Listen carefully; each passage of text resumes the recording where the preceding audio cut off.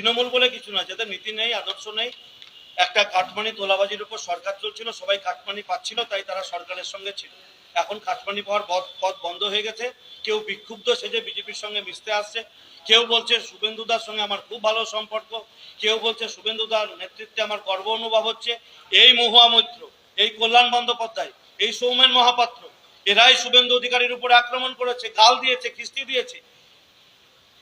এরাই আজকে অভিষেক ব্যানার্জির নেতৃত্বে লাফিয়ে বেরিয়েছে। এরাই আজকে জেপি নাড্ডার গাড়িতে পাথর মেরেছে, দিলীপ ঘোষকে আক্রমণ করেছে। এরা আজকে আমাদের সরকারকে ধন্য করছে। বাংলার মানুষ ভুলে যায়নি, বিজেপির কার্যকর্তারা ভুলে যায়নি। বিজেপির কার্যকর্তারা সব মনে রেখেছে। তৃণমূলের কোন নেতা আমাদের নেতাদেরকে গাল দিয়েছে, কিস্তি দিয়েছে, ইট মেরেছে, গাড়ি ভেঙেছে, বিজেপির কার্যকর্তারা ভুলে যায়নি। ভারতীয় জনতা পার্টির কার্যকর্তারা বিশ্বাস রাখুন, আমাদের দল কোন তৃণমূলের কাটমানিখোর অবৈধ ব্যবসার সঙ্গে যুক্ত কোন নেতাকে পার্টিতে যুক্ত করবে না। আমাদের রাজ্য সভাপতি বলেছেন, আপনারা বিশ্বাস রাখুন।